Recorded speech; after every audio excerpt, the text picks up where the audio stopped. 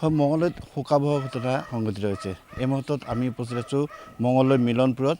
আৰু মিলনপুৰৰ এই ঘৰখনৰে যিগৰাকী মুখ্য সদস্য আছিলে ভোগেশ্বৰী নাথৰ দুৰাৰোগ্য ৰোগ কেঞ্চাৰত আক্ৰান্ত হৈছিল আৰু সেই কেঞ্চাৰৰ চিকিৎসাৰ বাবে হায়দৰাবাদলৈ নিজ পুত্ৰ ধ্ৰুৱজ্যোতি নাথে লৈ গৈছিল।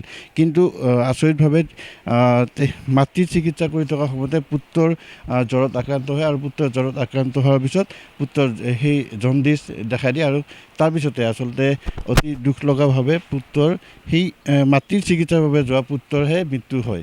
আৰু সেই যিহেতু তেখেতৰ জ্বৰ হৈছিলে বা জণ্ডিছ হৈছিলে, জণ্ডিছ হোৱাৰ সময়ত তেখেতক হায়দৰাবাদৰ AIG হস্পিটেলত তেখেতক চিকিৎসা কৰাই আছিল। কিন্তু চিকিৎসা কৰাই থকাৰ পিছত তাত যিহেতু তেখেতৰ মৃত্যু হ'ল, মৃত্যুৰ পিছত কিন্তু এতিয়া অধিক সমস্যা হৈছে এই ঘৰখনলৈ। তেখেতসকলৰ পৰিয়ালৰ অৱশ্যে 3জনেই পৰিয়াল আছিলে, মাতৃ পুত্ৰ আৰু এগৰাকী তেখেতৰ জীয়ৰী। আমাৰ হাতে জীয়ৰীগৰাকী আছে। আৰু এতিয়া সমস্যাটো পৰিছে যে যিহেতু ধ্ৰুৱজ্যোতি নাথ যিগৰাকী যুৱকৰ ইতিমধ্যে মৃত্যু হৈছে, ধ্ৰুৱজ্যোতি নাথৰ চিকিৎসাৰ সময়ত অধিক ধন ব্যয় হৈছিল আৰু এই ধনসমূহ এতিয়া আদায় নিদিয়াৰ বাবে তেখেতৰ মৃতদেহটো এতিয়া পৰিয়ালে আনিবলৈ সক্ষম হোৱা নাই। আৰু এটা কথা উল্লেখ কৰিব লাগে যে ইতিমধ্যে তেখেতৰ মাতৃ যিগৰাকী চিকিৎসাৰ বাবে গৈছিলে ভোগেশ্বৰী নাথ, তেখেতো হায়দৰাবাদৰ অসম ভৱনত আছে আৰু তেখেতো ইতিমধ্যে তেওঁ ঘৰলৈ আনিবলৈ সক্ষম হোৱা নাই। গতিকে এক সমস্যাত পৰিছে। আমি সেই ঘৰখনত আছোঁ, তেখেতৰ জীয়ৰীৰ সৈতে কথা পাতিম।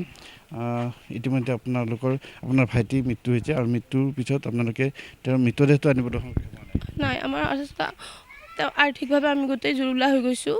যিহেতু তেওঁৱে আমাৰ ঘৰখনে উপাৰ্জনকাৰী আছিল, এতিয়া তেওঁৱে নোহোৱা হৈ গ'ল। আৰু দুয়োজনে মাৰহে বেমাৰ দেখাব গৈছিল। তেওঁ আচলতে মাৰ বেমাৰ দেখাব যায় যাতে তেওঁ জণ্ডিছত আক্ৰান্ত হৈ হায়দৰাবাদৰ AIGত তেওঁ ভৰ্তি হৈছে, তাতে তেওঁৰ মৃত্যু ঘটে। এতিয়া তেওঁৰ ডেড বডিটোও আমি আনিব পৰা নাই, তাৰ বাবে মাকো আনিব পৰা নাই। সেইকাৰণে আমি অসম চৰকাৰৰ ওচৰত অনুৰোধ জনাইছোঁ যাতে তেওঁৰ মৃতদেহটো আমাৰ ঘৰখনত আনি দিয়ে আৰু মাকো জানো আনাৰ আমাক ব্যৱস্থা কৰি দিয়ে।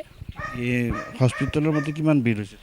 এতিয়ালৈ আমি গম পোৱা নাই। কালি অনুমানিক এওঁ কৈছিলে যে 4 লাখ হৈ যাব পাৰে বুলি কৈছিলে। আপোনালোকে 4 লাখ টকা দিবলৈ সম্ভৱ নহয়, আমি কোনো পধ্যে সক্ষম নহয়। কাৰণ একমাত্ৰ উপাৰ্জনকাৰী তেওঁৱে আছিল আৰু যিখিনি আমাৰ মাৰ লগত আমাৰ গোটেইখিনি অলৰেডি খৰচ হৈছিল আৰু তাৰ যিখিনি অকণমান আছিল তাৰ লগতো যিখিনি অনা নিয়া কৰি থাকোঁতে সেইখিনিও খৰচ হৈছে। এতিয়া কোনো প্ৰকাৰে আনিব পৰা ব্যৱস্থা নাই আমাৰ হাতত। অসম ভৱনত মা অসম ভৱনত আছে। এতিয়া মাকো আনিব পৰা নাই, মাক আনিব লাগে, মাক আনিব পৰা নাই। চৰকাৰে যেন আমাক এই ক্ষেত্ৰত অলপ সহায় কৰে, সেই মই অসম চৰকাৰলৈ মই অনুৰোধ জনাইছোঁ। কি কৰিছিলে ধ্ৰুৱজ্যোতি নাথে? দাদাই যোৱা ছেপ্টেম্বৰত তেওঁ টেক্স কালেক্টৰ পদত পশ্চিম মঙলদৈ ব্লকত তেওঁ জইন কৰিছিল। পঞ্চায়তৰ টেক্স কালেক্টৰ আছিল তেওঁ। আপুনি স্থানীয়ভাৱে কি ক'ব? এই পৰিয়ালৰ এতিয়া আচলতে ধুমুহা নামি আহিছে, কাৰণ তেখেতৰ একমাত্ৰ উপাৰ্জন কৰি তেখেতে মাতৃৰ চিকিৎসাৰ বাবে গৈছিল। মাতৃক চিকিৎসা কৰি থাকোঁতে তেখেতে নিজে আক্ৰান্ত হ'ল আৰু তেখেতৰ হঠাৎ মৃত্যু হ'ল, কিন্তু এতিয়া আনিবলৈ সক্ষম হ'ল। আমি আপোনাৰ চেনেলৰ জৰিয়তে আমি অসম চৰকাৰক জনাব বিচাৰোঁ যে এই পৰিয়ালটো, দুৰ্ভগীয়া পৰিয়ালটো দ্বিতীয় পৰিয়াল আছিল। যিহেতু উপাৰ্জনকাৰী ব্যক্তিজন ঢুকাই থাকিলে, এতিয়া মাকো মেডিকেলতে আছে। গতিকে অসম চৰকাৰক এই চেনেলৰ যোগে অনুৰোধ জনাইছোঁ, আমাৰ মাননীয় মুখ্যমন্ত্ৰী মহোদয়ক অনুৰোধ জনাম যে অসম চৰকাৰে আমাৰ এই পৰিয়ালটো, দুৰ্ভগীয়া পৰিয়ালটোক অনাৰ ব্যৱস্থা কৰি দিয়ে আৰু মেডিকেলৰ যিটো বিল হৈছে এওঁলোকে দিব পৰা কোনো সমৰ্থ নাই। গতিকে অসম চৰকাৰৰ ফালে যেনেকৈ যি পৰ্যায়ত পাৰি এই পৰিয়ালটোৰ মানুহখিনি অনাৰ ব্যৱস্থা কৰিব লাগে। নিশ্চয়কৈ আচলতে অতি সমস্যাত পৰিছে এই পৰিয়ালটো, যিহেতু এগৰাকীয়ে মাত্ৰ উপাৰ্জনকাৰী আছিলে আৰু উপাৰ্জনকাৰীজনৰ ইতিমধ্যে মাতৃৰ চিকিৎসাৰ বাবে গৈ তেখেতে মৃত্যু সাৱটি ল'বলগীয়া হ'ল। কি ক'ব? চৰকাৰক কিবা আহ্বান জনাব আপুনি স্থানীয় লোক? হয়, আপোনালোকক চেনেললৈ ধন্যবাদ জ্ঞাপন কৰিছোঁ।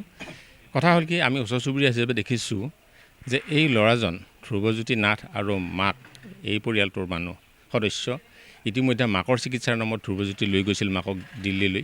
তাতে মাকক থৈ থাকোঁতে, চিকিৎসা কৰি থাকোঁতে ধ্ৰুৱজ্যোতিৰ অসুখ হ'ল। শুনামতে তেওঁৰ জণ্ডিছ হৈছিল আৰু জণ্ডিছৰ কাৰণে তেওঁ চিকিৎসা কৰিব গৈছিল লগে লগে হায়দৰাবাদলৈ চিকিৎসা কৰিব যাওঁতে তেওঁক ভৰ্তি কৰালে ডাক্তৰে ভৰ্তি কৰাই ইতিমধ্যে তেওঁৰ মৃত্যু হোৱা বুলি ঘোষণা কৰিলে। আৰু হায়দৰাবাদত থাকোঁতে যিখিনি তেওঁৰ হস্পিটেলৰ খৰচ হ'ল, এইখিনি খৰচ দিবৰ কাৰণে এইখন ঘৰৰ একেবাৰে সম্বল নাই। এই ঘৰখনৰ একমাত্ৰ উপাৰ্জন কৰা আছিল ধ্ৰুৱজ্যোতি নাথ। ইতিমধ্যে কৈছে তেওঁ চাকৰি কৰা মাত্ৰ 11 মাহ হৈছিল টেক্স কালেক্টৰ হিচাপে। এতিয়া ধ্ৰুৱজ্যোতিৰ মাকক লৈ চিকিৎসা কৰিব যাওঁতে মাকৰো চিকিৎসা ব্যয় কৰিবৰ কাৰণে এওঁলোকৰ সামৰ্থ্য নাই। ইতিমধ্যে ধ্ৰুৱজ্যোতি মৃতই বুলি ঘোষণা কৰিছে ডক্টৰে। গতিকে আমি অসম চৰকাৰক আমাৰ তৰফৰ পৰা এটা অনুৰোধ জনাইছোঁ, আহ্বান জনাইছোঁ যেন এই পৰিয়ালটিৰ ফালে লক্ষ্য কৰি ধ্ৰুৱজ্যোতিৰ মৃতদেহটো অনাৰ লগতে তেওঁৰ মাতৃক আনি দিয়ে আৰ্থিকভাৱে মই আমাৰ মুখ্যমন্ত্ৰী মহোদয়ক অনুৰোধ জনাইছোঁ। মই পুনৰ আছোঁ, কাৰোবাৰ সৈতে যোগাযোগ কৰিছিল নেকি MP? আমি অলৰেডি উপায়ুক্ত মহোদয়ক জনোৱা হৈছে, লগতে আমাৰ MP মহোদয়ক জনোৱা হৈছে। আমি বিভাগীয় চৰকাৰৰ যিমানখিনি বিষয়ববীয়া আছে আটাইকে জনাইছোঁ। তেওঁলোকে এতিয়া কি পদক্ষেপ লয় তেওঁলোকে জানিব। আৰু নিশ্চয়কৈ আচলতে এই সমস্যাৰ পৰা ঘৰখনলৈ এতিয়া চৰকাৰৰ সঁহাৰি আশা কৰিছে, আৰু চৰকাৰে যদি সহায় কৰে তেতিয়াহ'লে ঘৰখনলৈ দুখৰ মাজতে কিছু সুখ আহিব। গতিকে আশা কৰিছোঁ হায়দৰাবাদৰ পৰা সেই মৃতদেহটো যি বিল দিব আছে সেই বিলখিনি চৰকাৰীভাৱে দি মৃতদেহটো আনিলে এই ঘৰখনলৈ কিছু হ'লেও দুখৰ মাজতে শান্তি আহিব বুলি আশা কৰা হৈছে।